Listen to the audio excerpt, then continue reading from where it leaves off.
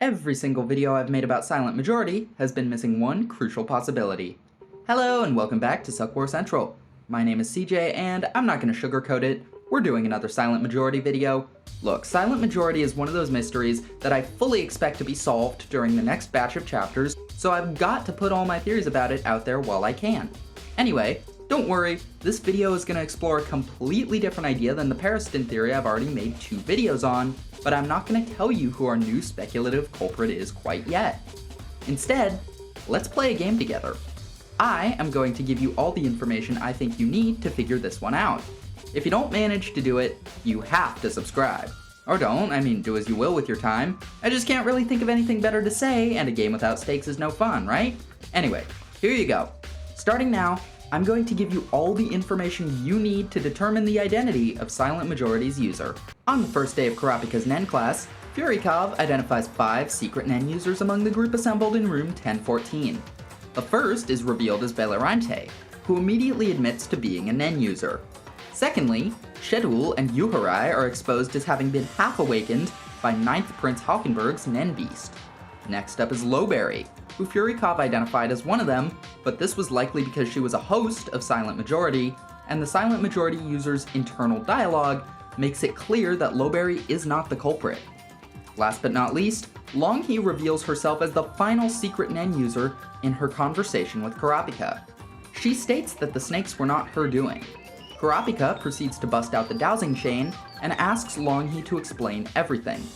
Longhi tells the tragic tale of Beyond Netero's secret cursed children, set up as his pawns in this horrific death game, and Kurapika's chain shows that she is not lying. Longhi then reveals her Nen ability to be Moonlit Decree, and they presumably sign a contract. Have you got it yet? This entire situation leads us to 2 possible conclusions. Firstly, that the user of Silent Majority is an extremely proficient Nen user who's been outside of room 1014 the entire time, but I've already explored that possibility in my other videos. What we're concerned with is the other possibility, assuming that Silent Majority's user is in this very room. You see it yet? Alright, I'm gonna spell it out, so if you need a little more time to think, pause the video now. Okay, here we go. Occam's razor, baby. The user of Silent Majority, picked from the people in this room, is Longhi. Now how on earth could that be the case, CJ, you may ask? Kurapika cleared her of suspicion with his dowsing chain, didn't he? Nah-uh-uh. Reread that scene for me. Longhi only stated that Silent Majority wasn't her doing before Kurapika got the chain out. Not once did she deny being the user of Silent Majority while Kurapika was actually lie detecting her. Instead, she told the shocking true story of the Nen curse placed upon her tongue. In the midst of all that, Kurapika neglected to make absolutely certain she wasn't Silent Majority's user. And if Longhi was innocent, you'd expect her to jump at the chance to clear her name, and reiterate her innocence once she realizes Kurapika has a lie detector. But instead, she never mentions it again. That said, a potential hiccup in all this is that Longhi does have Moonlit Decree, a totally different ability. It's a manipulator ability, and Silent Majority screams Conjurer. So, is it possible that both abilities belong to Longhi? I would argue yes, for a variety of reasons. It's true that it would take an extraordinarily skilled Nen user to learn both abilities of such wildly different categories. And yeah, this would be more possible or more probable if Longhi were a specialist. But specialists are rare enough that I don't think this is the case. You could also handwave it by saying Longhi's just really gifted with Nen, thanks to Beyond Netero's genes, but as we can see with Salkov, those talent genetics don't quite get passed on to all his kids. One of the reasons I could really see both abilities belonging to Longhi is because Longhi had a head start learning Nen. Sure, learning Nen abilities takes years, but Longhi's been able to use Zetsu since she was a baby.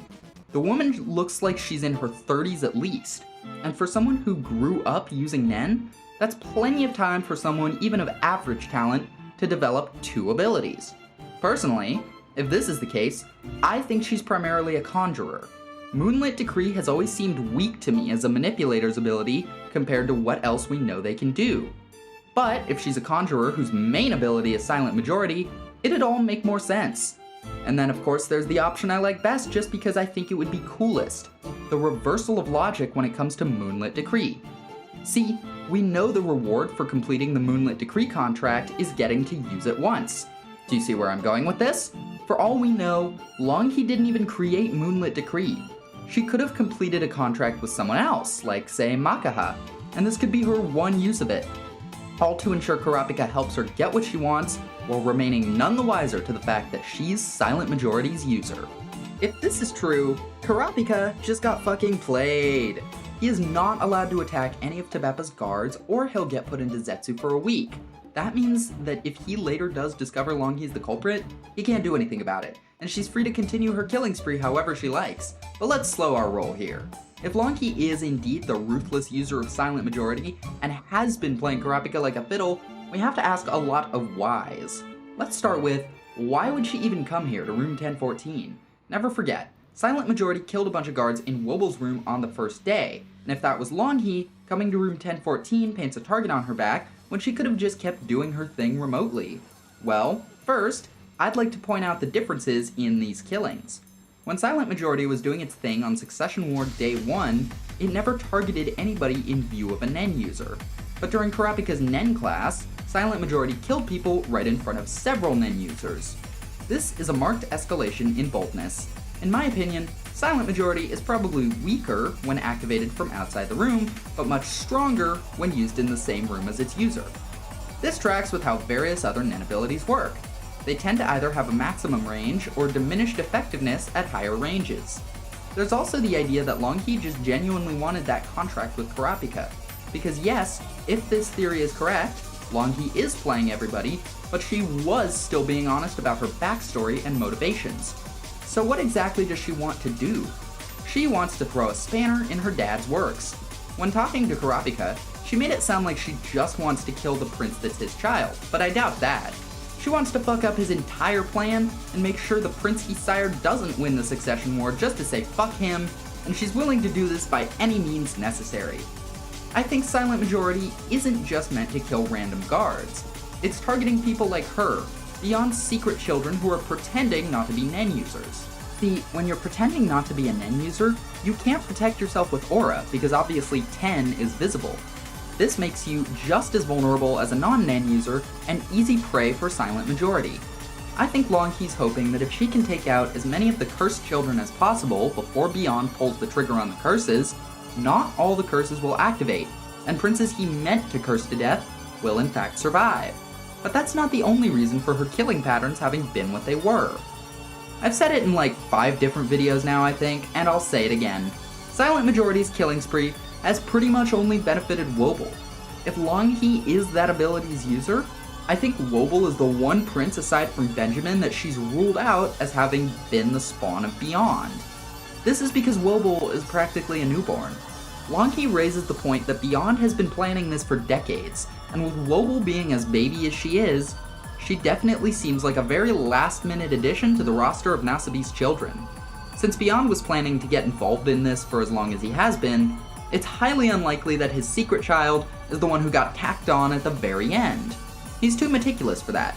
I mean, pregnancies don't always happen when you want them to. It's entirely possible Longhi wouldn't have even been born on time. With Longhi thinking the same thing, she's gone full bore on helping Wobble win the succession war. Because really, it's possible she won't actually be able to figure out which prince or princes are Beyond's children. The children in question might not even know it themselves. And if that's the case, how's Longhi supposed to figure it out? In that case, the safest bet is to go Scorched Earth. As long as the prince she's sure isn't Beyond's child survives, while the others all die, she can consider her mission accomplished. On that note, then, why isn't she helping Benjamin? She doesn't believe that Benjamin is Beyond's child, and he's a much stronger candidate to win than Wobble is. The reason for this is simple. As Kurapika points out, Benjamin winning the succession war would still benefit Beyond, and it would be easy and convenient for the two to manufacture a mutually beneficial arrangement. Longhi doesn't just want to kill whoever her mystery half-sibling among the princes is. She wants to stomp Beyond Netero's plans to dust and make him rue the day he tried to use her as cannon fodder in his twisted scheme. If the person who ascends to the throne is still somebody Beyond can easily forge a partnership with, then Longhi has failed. That's why Prince Wobble is her Hail Mary bet, and why she's gone to such lengths to help Wobble by purging as many of her traitorous guards on the first day of this whole conflict as possible. Longhi wants blood and revenge, and she isn't shy about it. She's fully honest with Kurapika about her ultimate goals, but it's possible that her honesty is concealing the deadliest deception of all, and she's already forced Kurapika into a position where he can do nothing but watch as the bodies pile up from Silent Majority's killing spree. With that being said, I've been CJ from Suck War Central. I hope you enjoyed this alternate Silent Majority theory. It's personally one that I find less likely to be true than the Periston theory, but I actually think it would be much cooler if this did turn out to be the one. In any case, I hope to talk about at least one more Silent Majority theory before Hunter x Hunter returns, just as I hope you have a wonderful day.